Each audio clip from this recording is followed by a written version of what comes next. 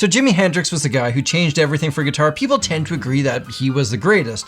But have you ever wondered who this guy is for other instruments? When it comes to ukulele, apparently it's Leroy Smeck. I've never heard of him. Let's see what he does.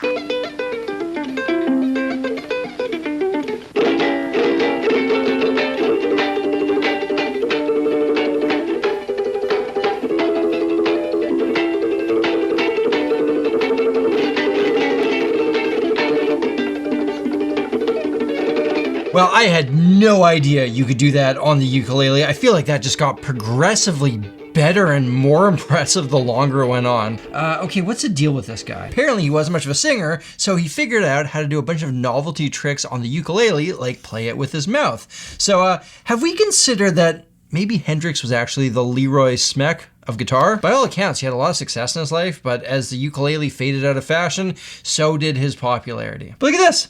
This is nice. So I feel like a lot of these extraordinary talents died quite young, but Leroy strummed his ukulele to the ripe old age of 94. Heck yeah, Leroy. Now, I'll quickly let you know that I wrote an ebook. It's completely free and you can download it using the link in the description. See, in this reference guide, I go over a number of fundamental guitar and musical concepts that every one of us really should know. I wanted to put this all together in an easy to consume, handy little package. This is a compilation of information that I found really useful to have easy access to. So make sure you pick that up, completely free. Use the link in the description. Anyways, let's get back to it. All right, let's do bass next, and I'm gonna give you my opinion on this one. So if we're looking at the most influential and important bass player, you probably give it to James Jamerson. But as far as having that Hendrix flair and creativity, runner-up for me is John Entwistle from The Who, but I gotta give bass Hendrix to Jaco Pastorius.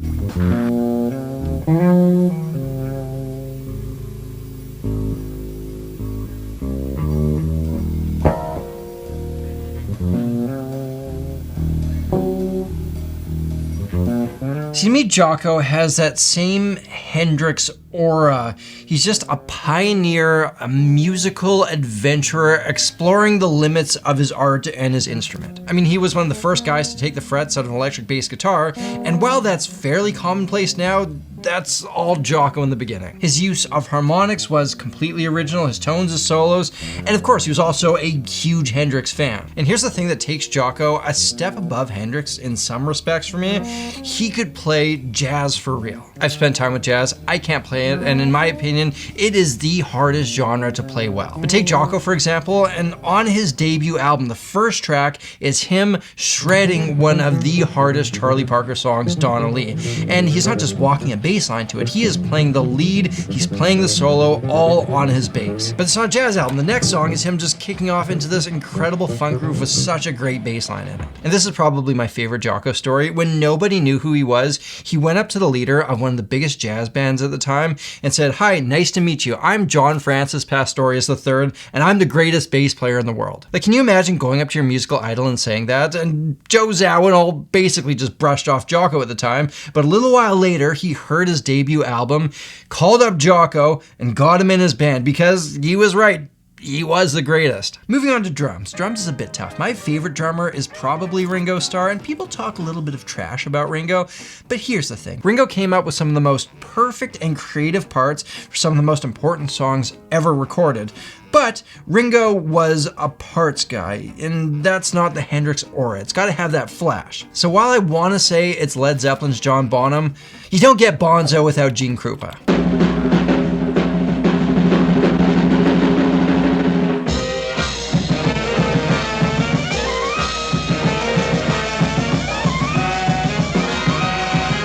I mean, this guy is rock and roll before rock and roll was even a thing, and everything the drums became in the 60s, 70s, and beyond stems from Gene Krupa. In fact, the first commercially released drum solo was him on Benny Goodman's Sing Sing Sing. See, before Gene, drums were much more proper. They were marchy band-esque, but then he comes along, and this is the rock star prototype. Frenzy, flair, loose but grooving, and taking some of that spotlight with his fills and his solos. You ask anyone who might qualify for the Hendrix of Drums who the actual GOAT is, and they're gonna say it's Gene Krupa. Should we do a weird one? Let's do a weird one. The Hendrix of Theremin gotta be Clara Rockmore.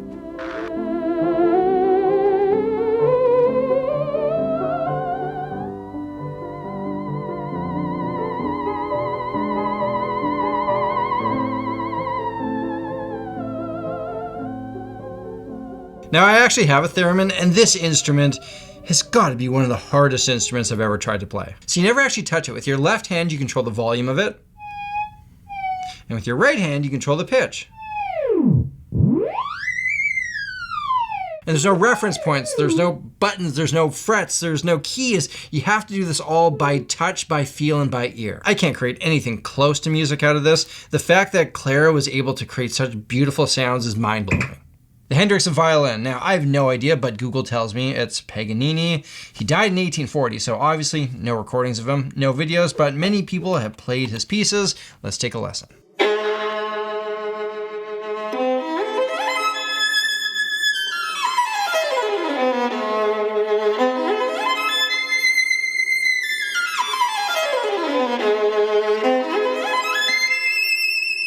So I feel like classical music is kind of its own world that I can't appreciate in the same way I can music that I've spent my life listening to and learning, but I will say this, the woman playing this is incredible. But I don't have the knowledge to really provide any further insight beyond that. And I also can't extrapolate why Paganini is better than other long since deceased composers and violinists from this video, but you know, it also kind of sounds like the guitar battle from Crossroads. It wouldn't surprise me if Steve Vai and guys like Yngwie Malmsteen took a lot of influence here. Let's do rap music now.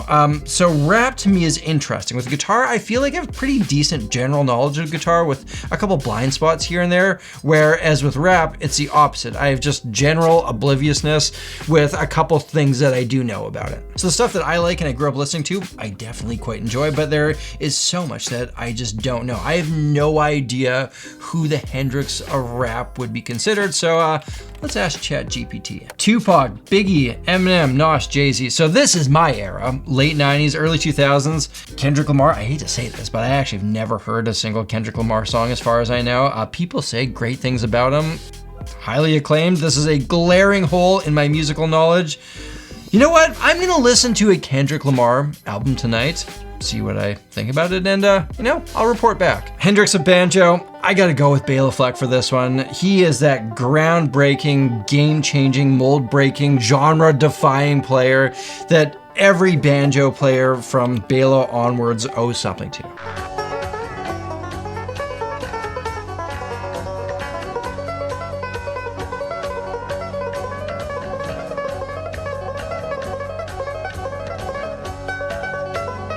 For my money, Bela Fleck is at the highest echelon of the highest echelon of musicianship.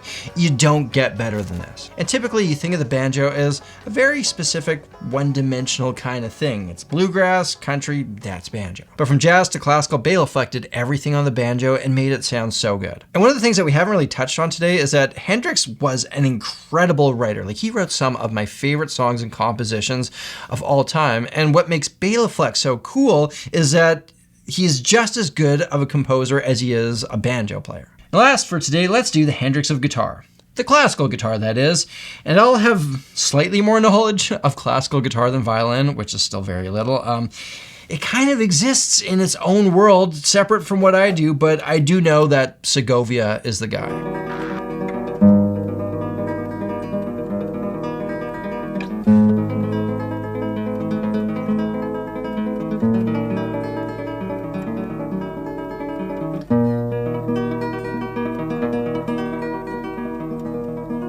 So I'm not gonna say that I don't get it, because I get it in the sense that it sounds beautiful to me, the music computes in my brain, but I don't think I've earned the ability to truly appreciate this. I can tell you his touch, his phrasing, his musicality, his technique is elite, but if you played me 3 professional classical players and Segovia was one, I don't know that I would be able to pick him out. And I think it's kind of cool that you do have to earn that ability. Like for me, I spent a lifetime learning blues solo upon blues solo.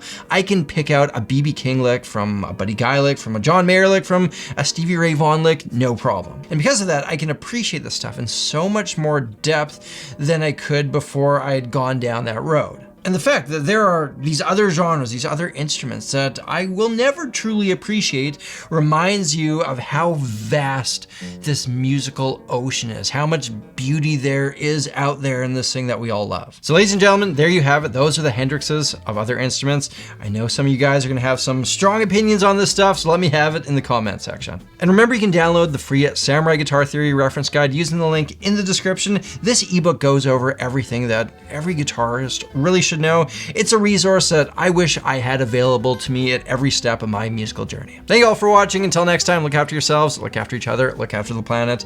I'm Samurai Guitarist, and I'll see you again soon.